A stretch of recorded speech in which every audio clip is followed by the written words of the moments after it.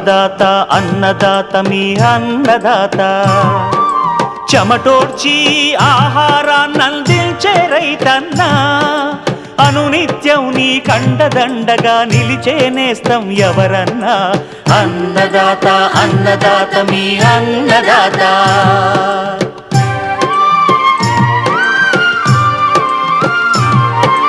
నూతన రీతుల సాగుబడికి నూరింతలు పెరిగే దిగుబడికి సూచనలిచ్చే సస్య రక్షణకు పశు పోషణకి శాస్త్ర విజ్ఞానం అందించి ముందుకు నడిపే తెలుగు రైతు భారతదేశానికి మకుటం అయ్యేలా తీర్చిదిద్దే ఆశయంతో మిమ్ము మేలు కొలిపేది అన్నదాత అన్నదాత అన్నదాత మీ అన్నదాత అన్నదాత అన్నదాత మీ అన్నదాత.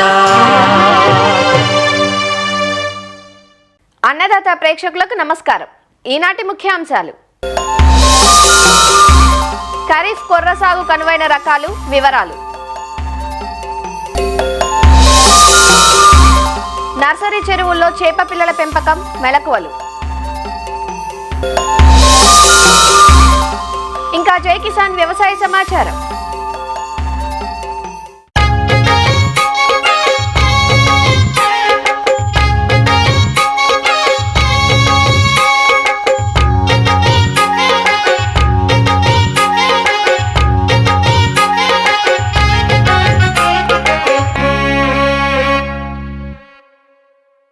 ఈ మధ్య కాలంలో చిరుధాన్యాలకు ప్రాధాన్యం పెరుగుతోంది.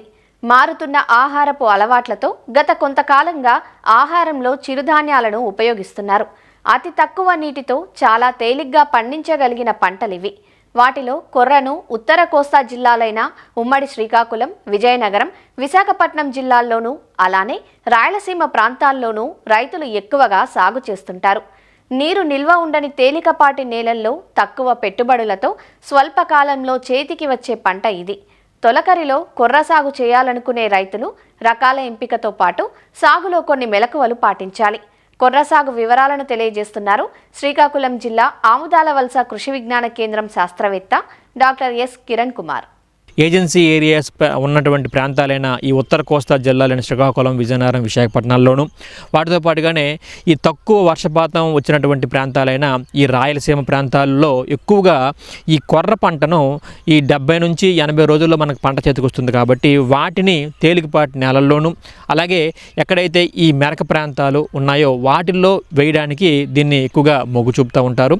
వీటితో పాటుగా ఈ ఎల్నినో ఎఫెక్ట్ అనేది ఎప్పుడైతే ఉంటుందో, లేదనుకుంటే ఈ ఋతుపవనాలు అనేవి ఆలస్యంగా రావడం, లేదంటే వేగంగా వెళ్ళిపోయే పరిస్థితులు వచ్చేటప్పుడు ప్రధాన పంట మనం వేసుకోలేని పక్షంలో ఆ ప్రధాన పంట వేసుకోవడానికి బదులు ప్రత్యామ్నాయ పంట కింద ఈ కొర్ర పంటను చాలా మనకి ఎంతగానో ఉపయోగపడే పంట కింద మనం చెప్పొచ్చు అనమాట. ఎందుకంటే ఇది మనకి ఈ ఆగస్టు 2వ వారంలో కూడా వేసుకోవడానికి మనకు ఒక అవకాశం ఉన్నటువంటి పంట కింద చెప్పొచ్చు అనమాట. అందుకోసమనే దీన్ని ప్రత్యామ్నాయ పంట కింద కూడా చెప్పొచ్చు. అలాగే వీటిలో కొన్ని యాజమాన్య పద్ధతులు మనం చూసుకున్నట్టయితే నేలలు మనం గమనించినప్పుడు తేలికపాటి నేలలు, బరువైన నేలలు, వీటితో పాటుగానే ఎక్కడైతే సారము తక్కువగా ఉన్న నేలల్లో కూడా మెరక ప్రాంతాల్లో కూడా దీన్ని సాగు చేసుకోవచ్చు. అయితే నీరు నిలబడిన నేలలు అనేవి పనికిరావు అనమాట. కాబట్టి మురుగునీరు పోయే అవకాశం ఉన్నటువంటి బరువు నేలల్లో కూడా దీన్ని మనం సమర్థవంతంగా సాగు చేసుకోవచ్చు.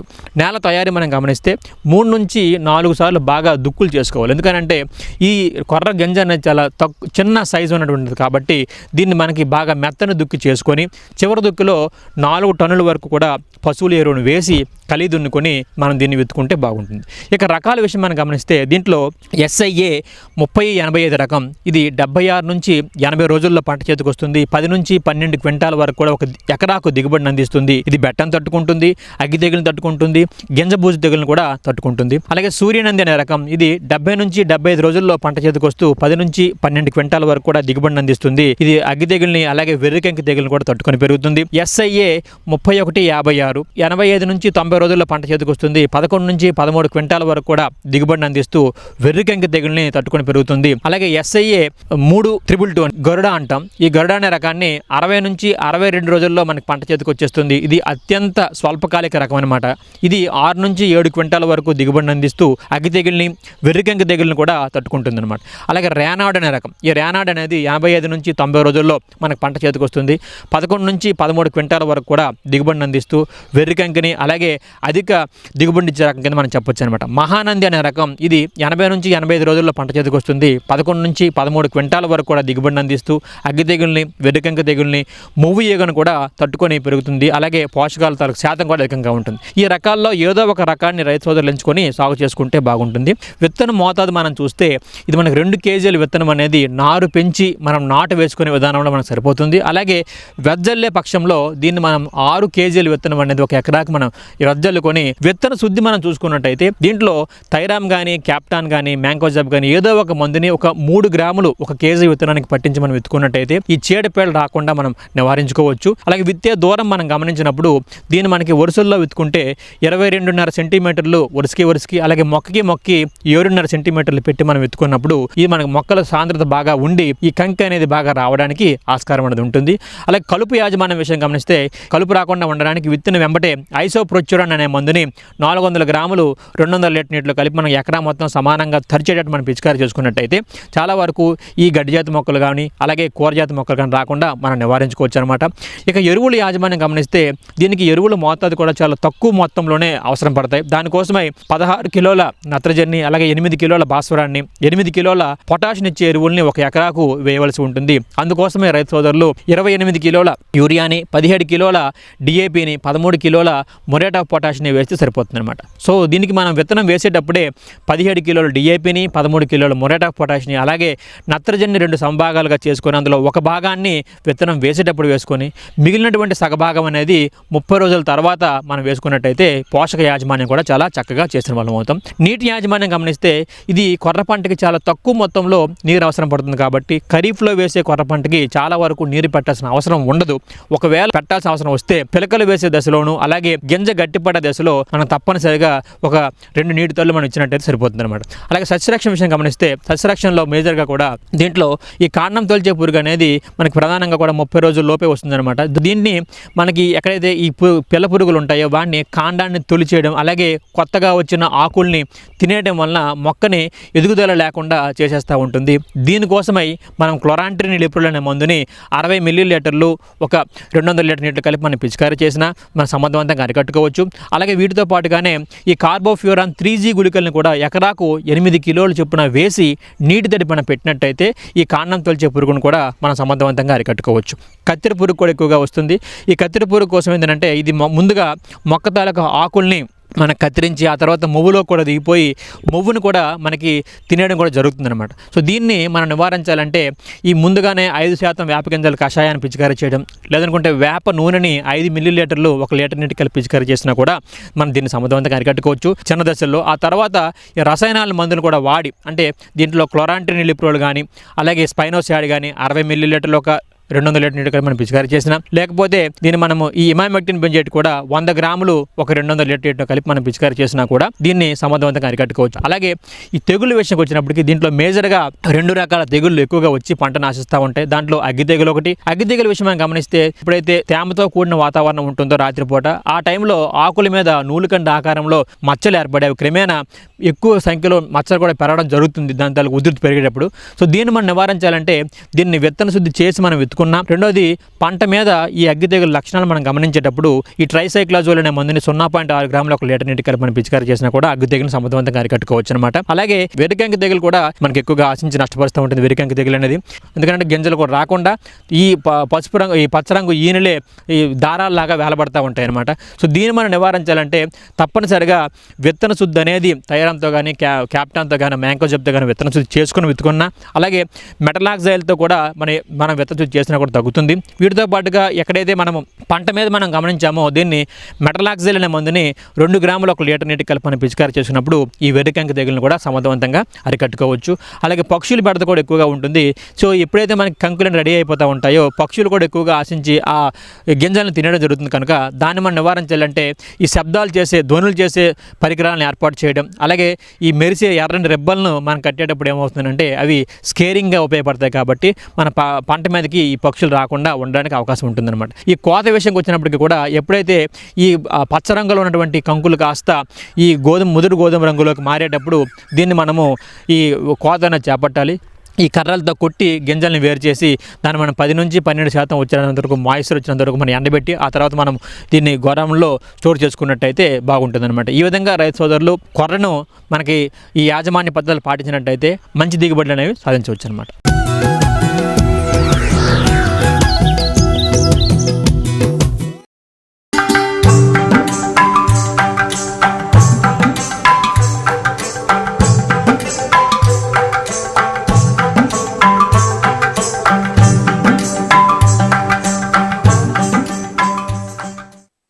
వ్యవసాయంలో నాణ్యమైన అధిక దిగుబడుల సాధనకు విత్తనం ఎంపిక అనేది ఎంత ముఖ్యమో మత్స్య పరిశ్రమలోనైనా అంతే. ఎంచుకునే విత్తనపు పిల్ల ఆరోగ్యంపైనే దిగుబడులు ఆధారపడి ఉంటాయి. చేపల పెంపకంలో విత్తనపు పిల్ల వివిధ సైజుల్లో లభ్యమవుతూ ఉంటుంది. గ్రుడ్డు దశ, ఫ్రై, ఫింగర్లింగ్ ఇలా దశల వారీగా పెంచడానికి కనీసం ఏడాది కాలం పడుతుంది. ప్రతి దశలోనూ చేప పిల్లల పెంపకంలో మెలకువగా వ్యవహరించాలి. లేదంటే మరణాల శాతం ఎక్కువగా ఉండి నష్టాల బారిన పడే అవకాశం ఉంది. అంతేకాదు ఈ సమయంలో అందించే మేతల పట్ల కూడా రైతులు అవగాహన కలిగి ఉన్నప్పుడే ఖర్చులు అదుపులో ఉంటాయి. నర్సరీ చెరువుల్లో చేప పిల్లల పెంపకంలో ఎలాంటి జాగ్రత్తలు తీసుకోవాలో సూచనలు ఇస్తున్నారు పశ్చిమ గోదావరి జిల్లా ఉండి కృషి విజ్ఞాన కేంద్రం మత్స్య శాస్త్రవేత్త డాక్టర్ శ్రీనివాసరావు. చేపల్లో ఏంటంటే మనకి పిల్లల చెరువులు అలాగే పెద్ద చెరువులు కూడా చేసుకోవడం జరుగుతుంది. ముఖ్యంగా మనం ఇది స్పాన్ కానీ ఫ్రైన్ కానీ మనం చాచరీని తీసుకొచ్చి మనం ఒక చిన్న చెరువులు వేసుకుని దాని పిల్లల చెరువు కింద పెంచి దాన్ని మనం బయటకు అమ్ముకోవడం లేదా మన చెరువుకి కానీ మనం మార్చుకోవడం కానీ జరుగుతుంది. దీనివల్ల ఏంటంటే మనకి నేరుగా మనం పెద్ద సైజు పిల్లలను కొనుక్కుంటే కంటే మనం ఈ విధంగా మనం పిల్లల చెరువు కానీ చేసుకున్నట్లయితే మనకు ఖర్చు తగ్గుతుంది. మనకి పిల్ల కూడా ఎప్పుడు కావాలంటే అప్పుడు అందుబాటులో ఉంటుంది మనం వేసుకుంది కూడా. పిల్లల చెరువులు అంటే 2 రకాల చెరువులు ఉంటాయి. ఒకటి ఏంటంటే నర్సరీ చెరువు అంటాం, తర్వాత రేరింగ్ చెరువు అంటాం.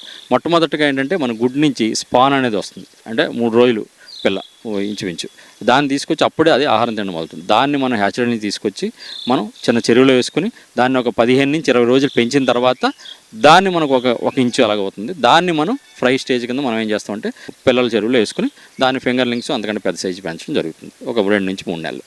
సో ఇది యాక్చువల్గా మనం చేసేది. ఈ చెరువులు అంటే కొద్దిగా చిన్న చెరువులు, 1/2 ఎకరం ఉన్నా సరిపోతాయి, ఎకరం, కొంతమంది ఇంకా కొద్దిగా 2 ఎకరాలు అలా కూడా పెట్టుకుని ఉంటారు. మనకున్న దాంట్లో ఒక చిన్న చెరువును కానీ తీసుకుని అందులో మనం పిల్లని మనం పెంచుకోవాలి. పెంచుకుంటే మనకి చాలా వరకు మనకి ఖర్చు అనేది కూడా తగ్గుతుంది. మన పిల్ల మనకి నాణ్యమైన పిల్ల ఉంటుంది, దాన్ని మనం పెంచుకోవచ్చు. దీనికి ఏంటంటే మనం యాక్చువల్గా చేయాల్సింది ఒకటి చెరువు తయారీ. అందులో నీటిని అంతా కూడా పూర్తిగా తీసేసి ఎండబెట్టేసిన తర్వాత అందులో మనం మామూలుగా ఎంతో కొంత లైమ్ అనేది కొట్టుకుంటాం. దాని తర్వాత ఏంటంటే మనం 1 మీటర్ నుంచి 1.5 మీటర్ వరకు కూడా మనం నీరు అనేది పెట్టుకోవాలి. 3 నుంచి ఒక 5 అడుగుల వరకు కూడా మనం నీరు అనేది పెట్టుకుంటాం. ఇందులో ఏంటంటే ముఖ్యంగా ఈ స్పాన్ తీసుకొచ్చి వేసే ముందు మనం చేయాల్సింది ఏంటంటే ఈ ఎరువులు అనేవి వాడతాం. ఈ పిల్లల చెరువులు అయితే దాంట్లో ఏ విధమైన కూడా చుట్టూ కూడా వలనది కట్టుకోవాలి. బాహ్య నుంచి మిగతా జీవులు ఏవి లేకుండా చూసుకోవాలి. వాటర్ను కూడా ఫిల్టర్ చేసి మనం పెట్టుకోవాలి. పిల్లల్ని అందులో స్పాన్గానే వేస్తే ఇంకేవి తినేవేవి లేవని కూడా మనం నిర్ధారించుకున్న తర్వాత వేసిన తర్వాత ఏం చేయాలంటే దాంట్లో మనం నూనె తీసిన వేరుశనగ చెక్క ఉంటుంది, దాన్ని ఒక 300 కేజీలు, ఆవు పేడ ఒక 80 కేజీలు, దాంతోపాటుగా ఏంటంటే సూపర్ ఫాస్ఫేట్ 20 కేజీలు. ఇది ఎకరానికి డోసు అనమాట. ఈ మూడింటిని కూడా కలిపేసి ఒక ముద్దలాగా తయారు చేసుకోవాలి. దాన్ని సగం డోసు మనం పిల్లని 2-3 రోజులు వేస్తామనగా ముందుగానే మన చెరువులో జల్లుకోవాలి. ఆ 2-3 రోజుల తర్వాత మనం పిల్లని వేసుకోవాలి. దీనివల్ల మనకి అందులో ప్లాంక్టన్ అనేది పడుతుంది, జూ ప్లాంక్టన్ ఎక్కువ వస్తుంది. దాది మనకి పిల్లకి ఆహారం కూడా ఉపయోగపడుతుంది. పిల్ల వేసిన తర్వాత మనం మిగతా సగం కూడా మనం పెట్టుకుని దాన్ని నీటి యొక్క రంగు చూసుకొని ప్లాంక్టన్ సాధన చూసుకుని 2-3 దఫాలుగా వాడాలి. ఈ విధంగా మనం పిల్లల చెరువులో వేసుకోవాలి. వేసిన తర్వాత ఏంటంటే మనకి దానికి ఆహారం ఏమివ్వడం జరుగుతుంటే మనకి నూనె తీసిన వేరుశనగ చెక్క, అదేవిధంగా తౌడు, ఆ రెండింటిని కూడా 1:1 నిష్పత్తిలో ముద్దగా చేసిన ఆ ముద్దలో మనం ఇవ్వడం జరుగుతుంది. మనం ఎకరానికి ఇంచుమించు మనం 1 మిలియన్ అంటే 10 లక్షల వరకు స్పాన్ అనేది వేసుకోవచ్చు. ఈ 10 లక్షల స్పాన్కి కూడా మనం ఇచ్చేది ఎంతంటే ఒక 6 కేజీలు వేస్తాం. మొదటి వారం రోజులు 6 కేజీల చొప్పున జల్లాలి ఈ 2 కలిపి. తర్వాత మళ్ళీ ఈ 6 కేజీలని 12 కేజీలు చేస్తాం. ఇంకో వారం రోజులు 15 రోజుల తర్వాత దాన్ని పూర్తిగా తీసేసి పట్టుబడి చేసి వేరే చెరువులు వేసుకోవాలన్నమాట. అప్పుడు మనకి ఇవి 1 ఇంచు నుంచి 2 ఇంచుల వరకు పెరిగి ఉంటాయి. అవి మనం వేరే చెరువులు వేసుకుంటే అవి మనకు ఫ్రై అంటాం. దాన్ని మనం పిల్లల చెరువు కింద ఒక 2-3 నెలలు లేదా 4 నెలలు 5 నెలలు కొంతమంది పాత పిల్లల కింద కూడా ఉంచేసి ఒక 6 నెలలు సంవత్సరం వరకు కూడా మనం చేసుకోవచ్చు. అటువంటి చెరువులు ఏంటంటే ఫెర్టిలైజేషన్ చేయాలి. చెక్క, పేడ, అదేవిధంగా మనకి సూపర్ ఫాస్ఫేట్ రంగు చూసుకొని మనం దఫదఫాలుగా ఎరువులు అనేది వాడడం. తర్వాత మేత. ఈ మేత ఏంటంటే మనం పిల్లల చెరువుకి వచ్చేసరికి 10% మనం బాడీ వెయిట్లో మనం వేస్తుండాలన్నమాట. పిల్లల చెరువు ఫ్రై స్టేజ్లో వేస్తాం. 1,00,000 నుంచి 2 లక్షల వరకు వేసుకోవచ్చు. వేసుకుని మనం మేతను కానీ సక్రమంగా ఇచ్చినట్లయితే, ఎరువుల యాజమాన్యం కానీ చేసినట్లయితే ఒక 2 నుంచి 3 నెలల మనకి అవి ఫింగర్లింగ్ సైజ్కి అంటే ఒక 5 నుంచి 10 గ్రాముల వరకు ఎదిగి పెద్ద చెరువులో వేసుకుని మనం పెంచడానికి రెడీ అవుతాయి. కొంతమంది ఏం చేస్తుంటామంటే అవి వాటిని అందులోనే ఉంచేసి మనం మేత వేస్తూ ఒక 6 నెలల నుంచి అలా ఏం చేస్తే పాత పిల్ల కింద అమ్ముతాం అన్నమాట. ఆ విధంగా చేసినప్పుడు మనకి 50 గ్రాములు 100 గ్రాములు అలా అవుతుంటాయి. వాటిని మనం తీసుకెళ్ళి మనం పెద్ద చెరువులో వేసుకోవడం జరుగుతుంది. ఒకటి పిల్లల చెరువులో కూడా ఏంటంటే నీటి నాణ్యత యజమాని. ఇందులో కూడా ఏంటంటే మనకు అమ్మోనియా ఒకటి బాగా చూసుకోవాలి, అలాగే ఆక్సిజన్. అందుకేంటంటే అప్పుడప్పుడు మనం అమ్మోనియా టెస్ట్ చేయించుకొని ప్రతి 15 రోజులు 20 రోజులకు ఒకసారి చూసుకొని నీరులో కలర్ కానీ ఎక్కువ ఉండదు. మనకేంటంటే ప్లాంక్టన్ అనగా మనం లేత ఆకుపచ్చ కలర్లో కానీ లేదా కొద్దిగా గోధుమ ఆకుపచ్చ కలర్లో కానీ ఉంటుంది. ఎప్పుడైనా జూ ప్లాంక్టన్, బయట ప్లాంక్టన్ ఉన్నప్పుడు ఆ ప్లాంక్టన్ అనేది ముఖ్యం పిల్లల చెరువులో. దాని గురించి మనం ఎరువులు వాడతాం. ఆ ప్లాంక్టన్ చూసుకొని దాన్ని బట్టి మనం ఇవి వాటర్ ఎక్స్చేంజ్ చేయాలా లేకపోతే ఇంకా ఎరువులు వాడాలా అనేది చూసుకోవాలి. మేత కూడా మనకంటే 10% మొదలెట్టి దాని ఇంచుమించు 5% వరకు కూడా తగ్గించవచ్చు. ఆ విధంగా మన పిల్ల సంఖ్యను బట్టి మేత చూసుకుంటే మనకి ఇంచుమించు 70 నుంచి 80% సర్వేలు ఉండి అంటే మనం 1,00,000 పిల్ల వేస్తే ఇంచుమించు మనకు 70,000 నుంచి 80,000 కూడా మనకు పిల్లని అనేది మనం పట్టుబడి చేసుకోవచ్చు. ఈ విధంగా చేసుకున్నప్పుడు ఏంటంటే మనకి ఎప్పుడు కావాలన్నా సరే పిల్ల అందుబాటులో ఉంటుంది. కానీ మన చెరువు తయారీ అనేది ముఖ్యం. చెరువు తయారీ, ఎరువుల యాజమాన్యం, మేత యాజమాన్యం ఈ పిల్లల చెరువుల్లో కూడా దీన్ని మనం సక్రమంగా పాటిస్తే చాలా వరకు మనకు ఏ వ్యాధులు రాకుండా కూడా మంచి క్వాలిటీ పిల్లని మన చెరువులో మనం వేసుకోవచ్చు, మిగతా వాళ్ళు కూడా అందించవచ్చు.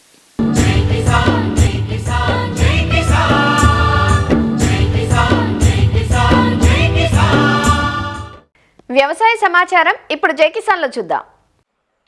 సాగు రంగంలో నూతన ఆవిష్కరణలను రైతులకు పరిచయం చేసి తదననుగుణంగా దిగుబడుల సాధన పెంచే దిశగా శాస్త్రవేత్తలు, పరిశోధనా స్థానాలు కృషి చేస్తున్నాయి.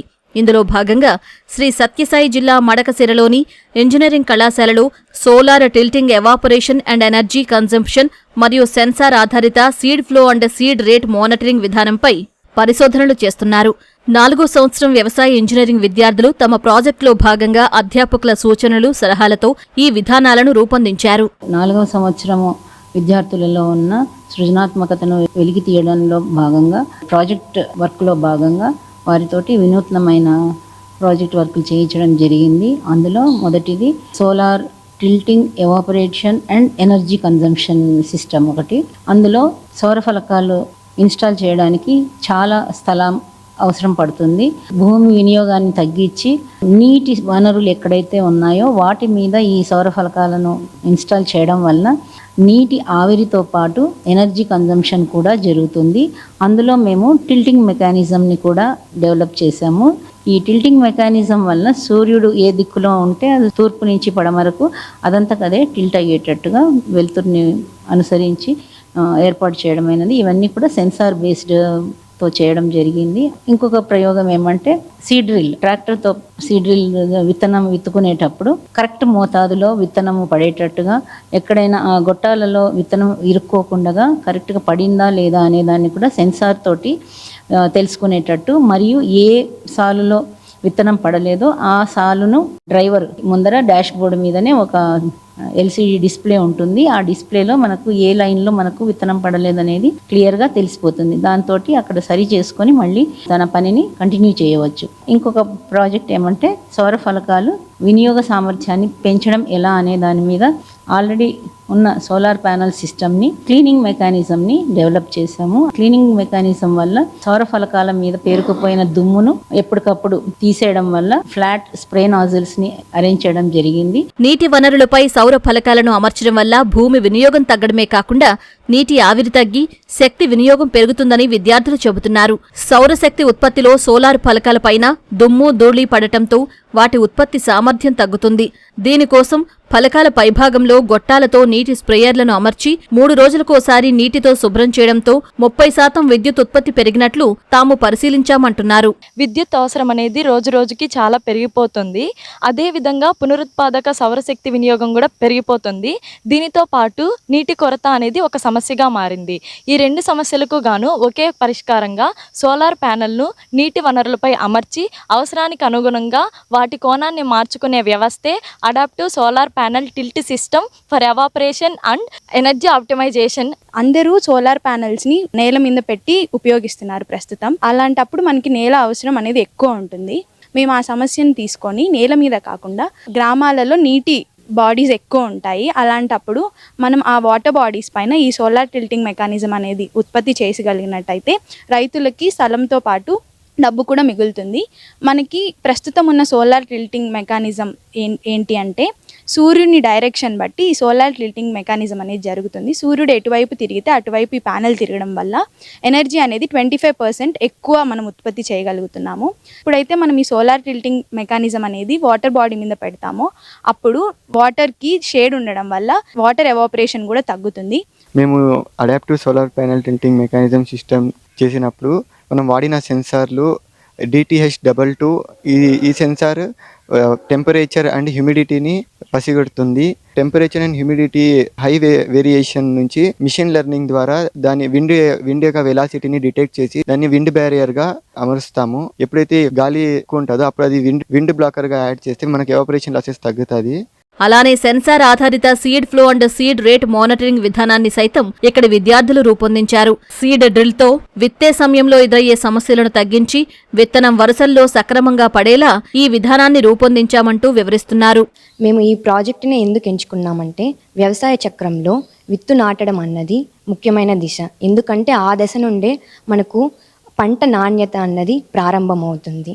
అందుకు ఇప్పుడు విత్తనాలు నాటడానికి మనకు ఉన్న technology seed drill and planters. వీటిలో రైతులు ఎదుర్కొంటున్న సమస్యలు ఏమిటంటే మట్టి సీడ్ ట్యూబుల్లో కూరుకుపోవడం, మరియు ఇప్పుడు పెద్దగా పొలం ఉన్న రైతులకు ఎక్కువ విత్తనాలు వేయడం వల్ల హోపర్లో సీడ్ లెవెల్ తెలియకపోవడం. అది విత్తనాలు అయిపోతే మనం సీడ్ డ్రిల్లు పొలంలో నడపడం ద్వారా ఎటువంటి ఉపయోగము ఉండదు. ఇది ఒక సమస్య. మరియు మనకు స్టాండర్డ్స్ ఆధారిత సీడ్ రేట్, ఒక్కొక్క విత్తనానికి ఒక్కొక్క సీడ్ రేట్ ఉంటుంది. దానికి ఆధారితంగా మనము సీడ్ రేటు పొలంలో మనము విత్తనాలని నాటాలి. సో ఈ 3 సమస్యలకు పరిష్కారమే మా యొక్క ప్రాజెక్ట్. దీనిలో ముఖ్యంగా మేము 3 సెన్సార్లను ఉపయోగించాము. Ultrasonic sensor and physio electric sensor and hall effect sensor.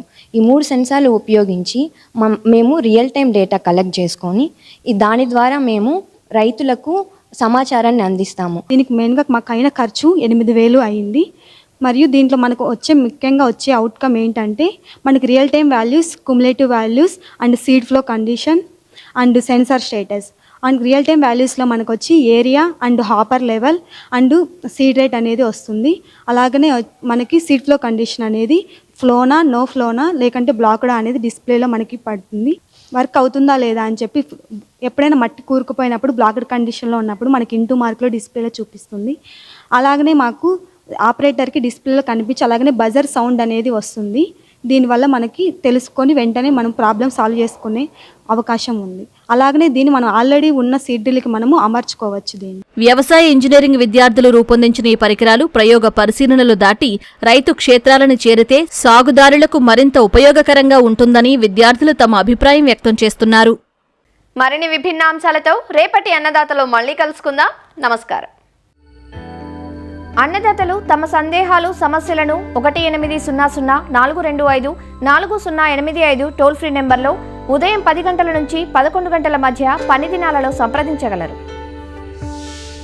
ఈ కార్యక్రమాన్ని యూట్యూబ్లో www.youtube.com/annadaata ETV లింక్ ద్వారా వీక్షించవచ్చు.